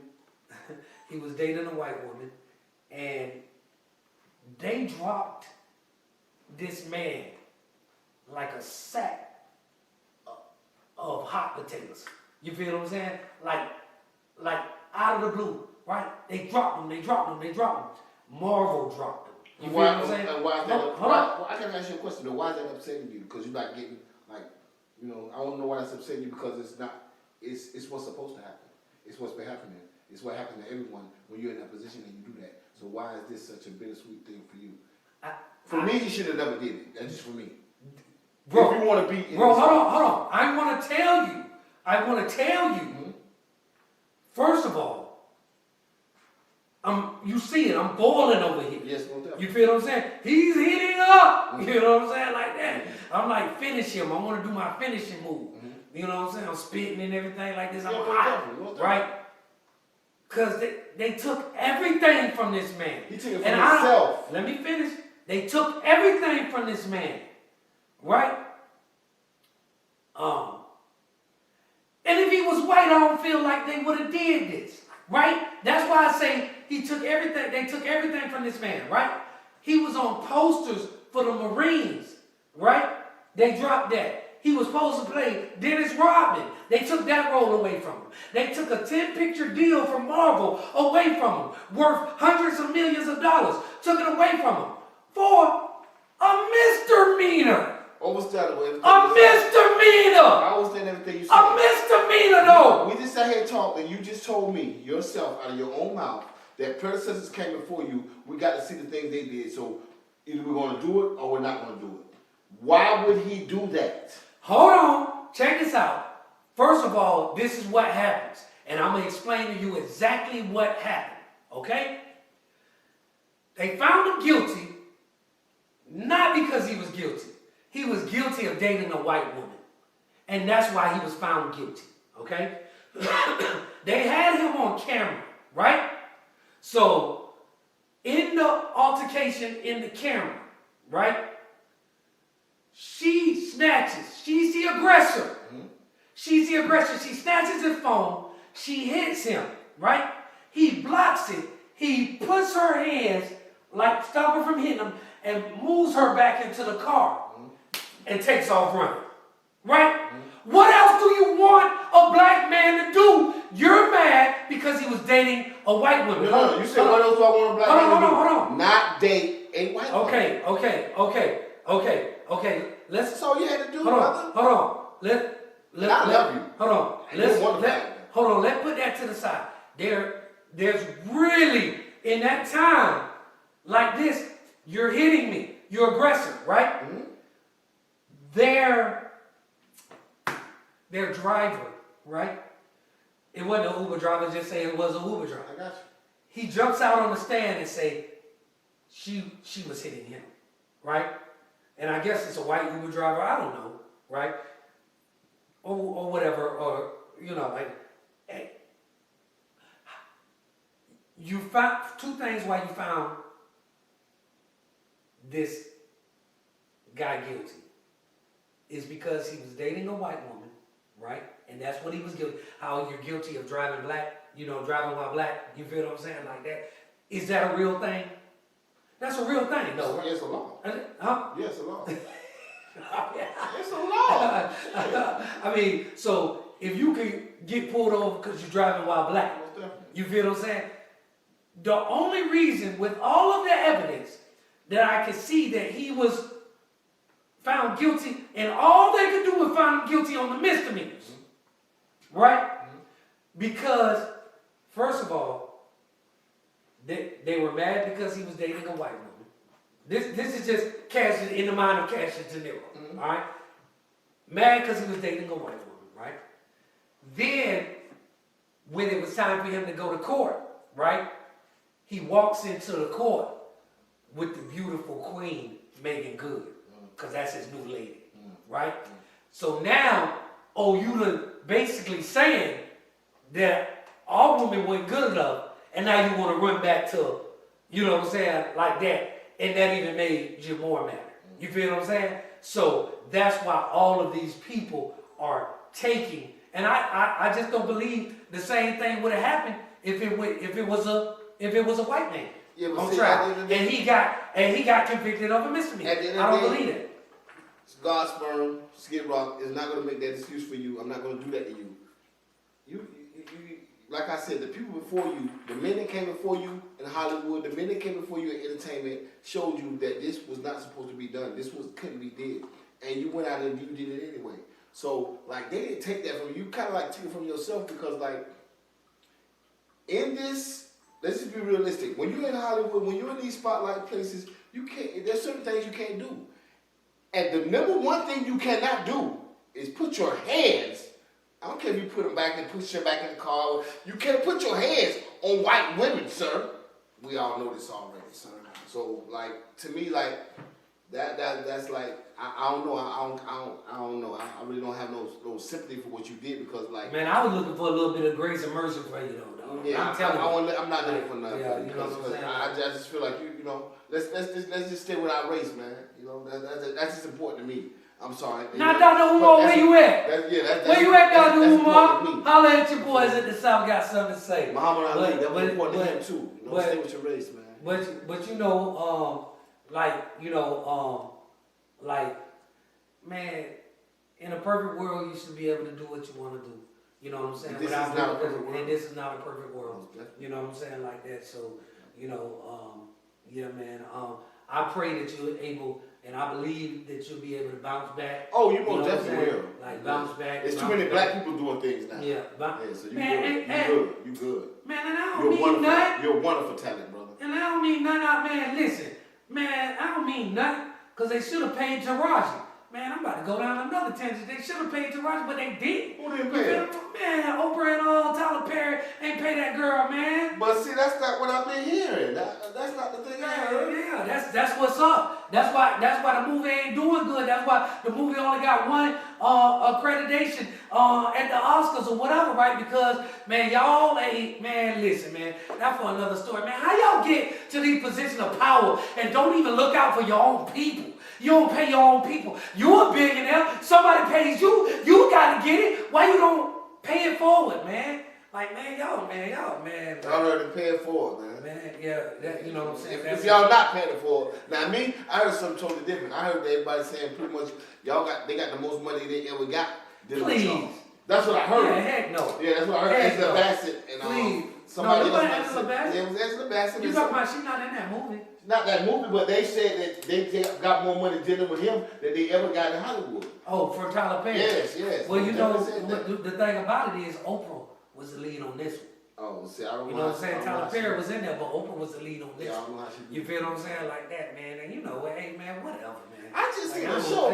I don't even see it. I just started watching the show the other day. You know, you film movies and stuff, but it got Oprah in it.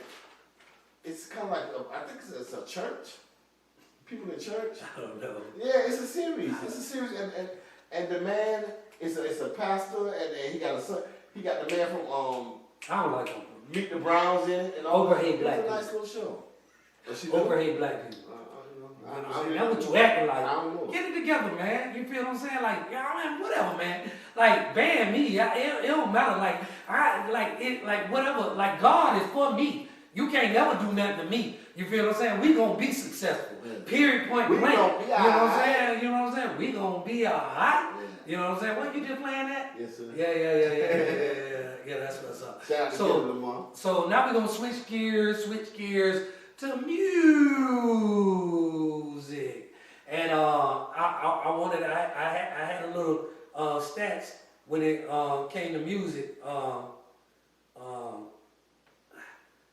Man, these shows are great. Man, the South got something to say. It's just like it's just the hottest show. You know what I'm saying? Like hot, man. Hottest podcast in the South. You know what I'm saying? In the South, in the world, Craig.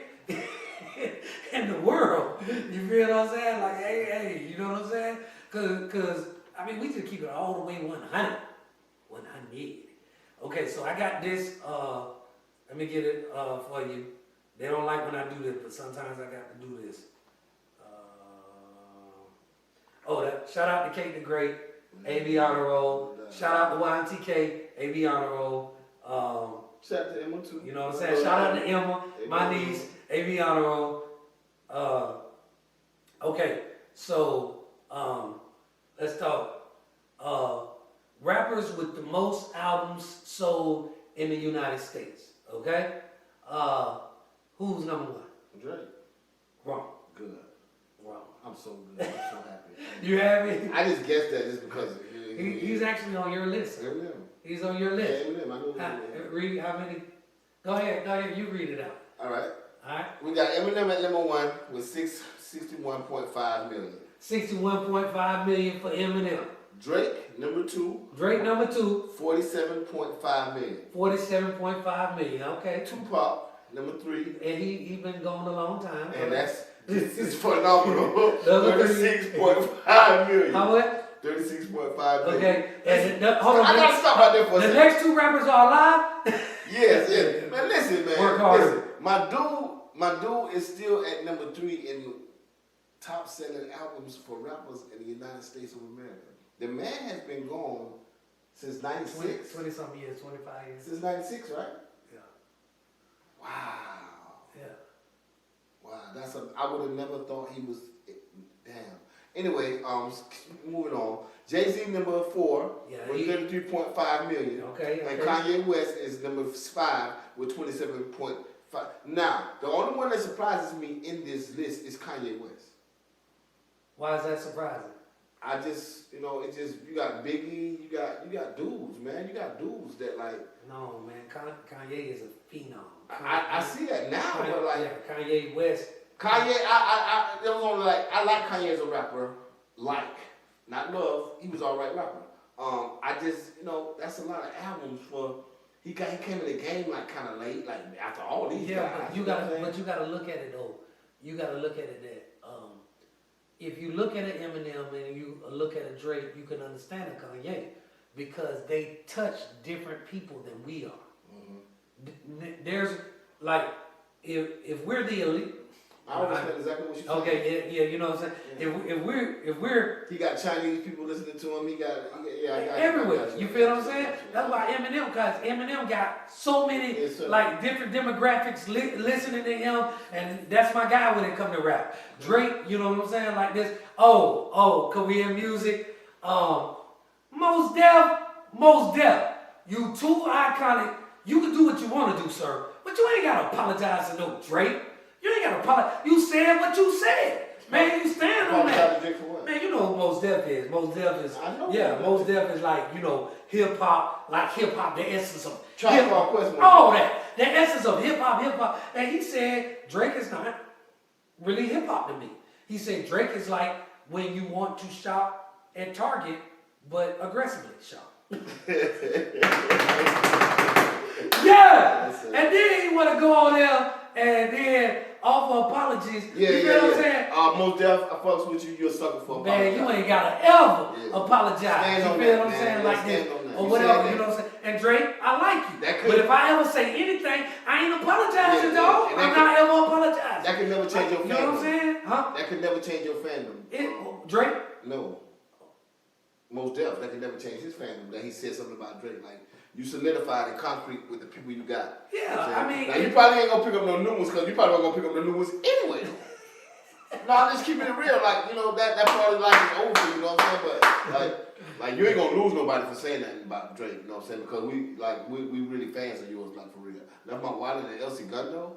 I'm looking for my wallet still in Elsie Gunno right now. So yeah, you solidified. That's not him. You ain't got to do that. That's not That is him. I left my wallet in Elsie That's Gunno. not him. Who it is?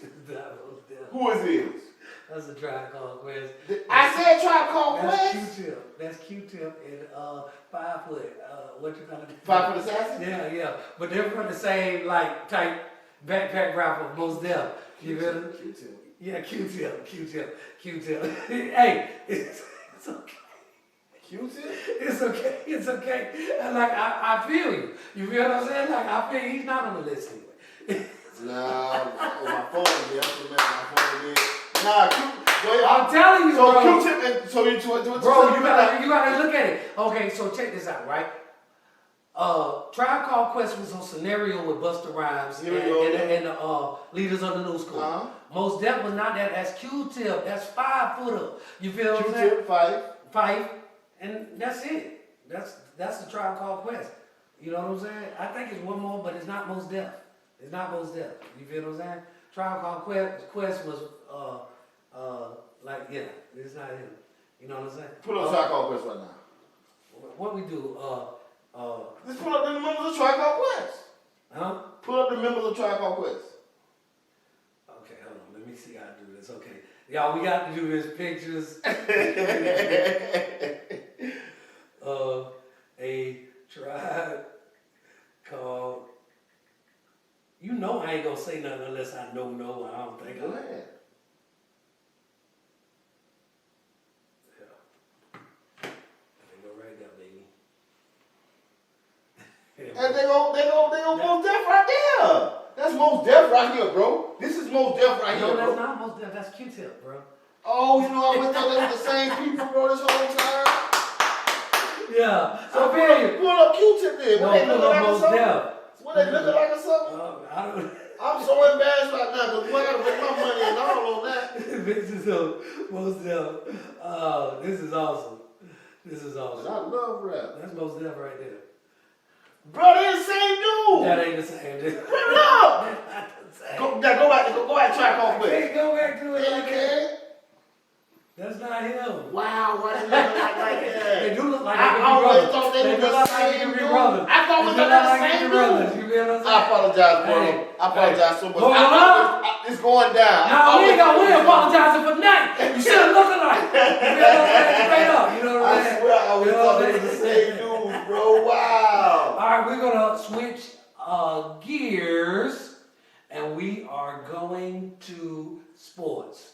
We're going to sports. Yes, sir. Because y'all went for the Ravens against the whatchamacallit, but y'all always said, y'all pulled the Brady card and said, you can never go against Mahomes. No, you can never do that. Now, but guess what? I was never wrong. I don't know what's wrong with this guy. Okay. I can never be wrong. Okay. You know why? Okay. I didn't bet any money on neither game. Touche. I was right the whole time. Touche. Now let me ask you this. Like, so let's talk Mahomes. Yes, all right? Let's talk Mahomes. Mahomes is like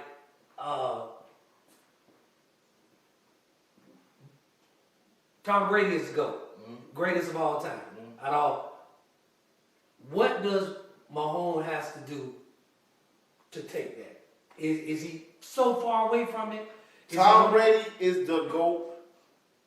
And I'm scared to say this, but I'm going to say it. For now.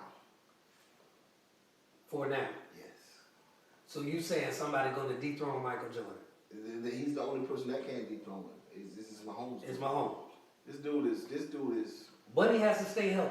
I'm really trying to. I'm starting to believe most of these what you call them? Conspiracy theories. Yeah, conspiracy theories. Because I think this dude is really a clone or a robot or some type of thing like that. There, because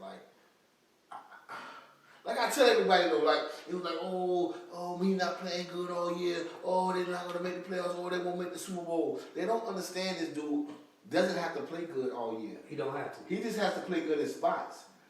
And when the Super Bowl gets here, he turns into this. Or when the playoffs get in. Matter of fact, when the playoffs get in, he morphs into this. They put the clone in. I don't even know what he is, like some kind of Spartan or something, like from 300. Spartan, like from yeah, 300. yeah. Well, Will said, He boy. a warrior. Well, like, y'all see how Godsburg mixed the movies with the sports right there. Hey, everybody can't do that. Every podcast can't do that. It looked like he walk on the field and say, "This is Sparta!" And just kick you in the hole and step on your head and the things he do with the football. The way he lead a team, you got to think. Name someone on this team. Yeah, you know the what you call it? Name somebody else. He has no one but Travis. He has no one. You know I'm going with Swift. Taylor He Swift. has no one but Travis, man. Yeah. And like this dude makes everybody around him play football. Better. That's how the no-look passes, the behind-the-back passes, the falling to the ground, floopsy loops, left-hand throws. Now did Brady do that? Sir. What? No. He never made the people around him. That's what he has changed the whole football game. Yeah, he's changed the game. They're probably going to bring a new position in to just stick this dude. Like, it's probably going to be 13 men on the field and he's silly because he's turned the football field into a kid's playground. Everybody plays on a kid's playground to do what they do. It used to be serious back in the days, I'm the leader 30, 40 years old, I'm the quarterback. No. 19, 20, 21, 20, 21, 22, these dudes just come out and just play football how they play football. It ain't about being traditional, it ain't about being none of that. And if you're stuck in those times, your football team is going to be trash. Okay.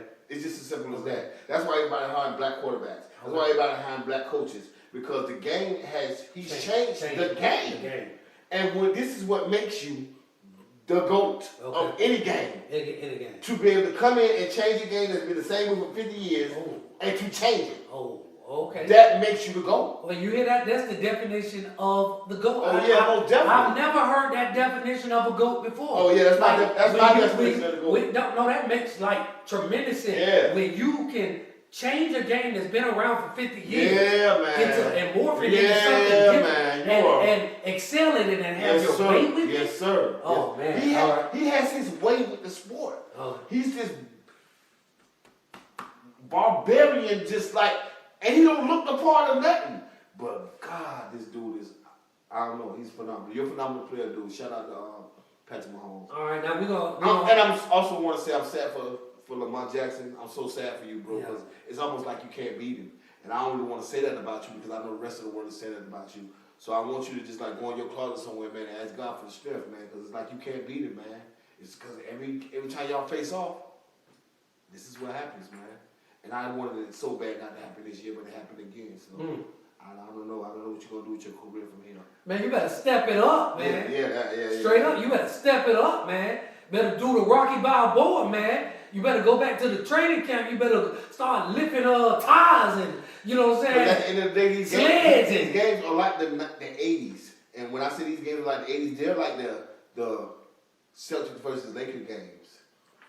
Because at the end of the day, no matter what, whether you from Boston or not, if you're black, you're rooting for the Lakers. Yeah, absolutely. Just because it was a black team. Absolutely. And, you know, they had Yeah, absolutely. Larry Bird at the helm on their team, so it was a white team, so it was like a black and a white thing. And it's almost like that with these games here, even though you wouldn't think they could both quarterback black, yeah. But he's light skinned. He likes it. See what I'm saying? You know how we are. I'm just keeping it real. You know what I'm saying? So the hood and everything, one of Lamar win is keeping it real. Because we're tired of seeing you beat on him. Yeah, no. And Check you this out. claim another- Well, check this out. You Now watch can claim another race and he can't. Hold on. Watch how we morph the entertainment in the movies. I'm about to do a Skid Rock gospel, right? I'm about to morph the entertainment in with the sports, right? So, man, what you call it? Just talked about that. He was on the Breakfast Club again. Shout out to the Breakfast Club.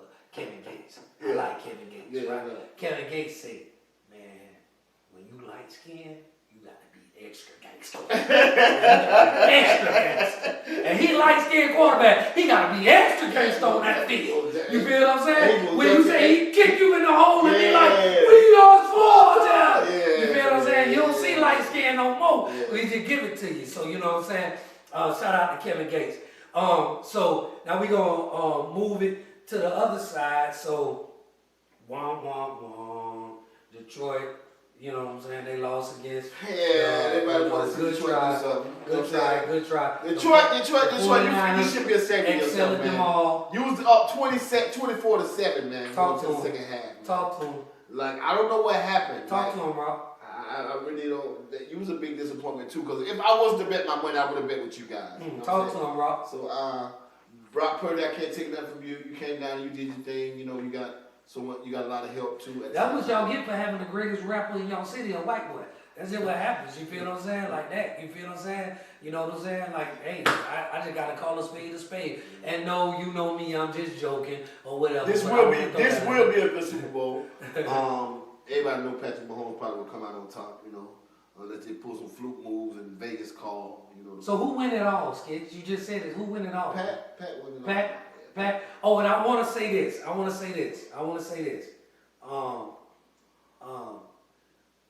Tell me what Plies said. Shout out Plies. Tell me what Plies said, and I'm gonna read my little thing. Plies said he wished the NFL stopped showing Taylor Swift so much because we ain't come to see her, man. We can't see the football game, man. But Cash has some facts that he's about to spit to y'all to show y'all why the NFL will not stop showing her. Okay, what is the NFL mainly about, and what is it built on? What do you mean? Money. Money. That's all this thing about money. Yes, sir. So Plies, they tell you, Plies, I love you, Plies, you cool with me, but keep your mouth shut. You feel what I'm saying? Because they don't even want to hear you. Because they say Taylor Swift has generated an equivalent brand value of $331.5 million for the Chiefs and the NFL as a whole. So yeah, that shit you talking about, Plies, you might as well. Man, please, miss me with all that. That They don't see none of y'all. That means that she's bringing eyes to the football arena. People that never watch football. That never watch. The same way Tiger Woods brought black people to golf. You feel what I'm saying? And she's doing this. The amount that we're talking about, the money, the $331.5 million comes in the way of TV highlights, social media print, and digital going back to Swift's first game in September. But mind you, I said the same exact thing you said, Plies. Now I did say that, but you know, after he came out to me with the facts, it was like $331 million. You feel what I'm saying? Like, Like, man, y'all might as well stop wishing for Yeah, that. we might as well You stop feel what I'm saying? Because That she's ain't a my part of it now. It's- You it- feel what I'm saying? Like that. Because if it don't make Just dollars, make it her don't own make sense. jersey. And it's Mama, making just a make her lot own jersey. of dollars. And you know what? This has been such a, you know, we can't wait to Clifton come back and join us, you know what I'm saying, like that, because we want to get his takes on a whole lot. This has been a very, very fun episode. Mogul up! It's going down. Because the South got something to say. God sperm out, man.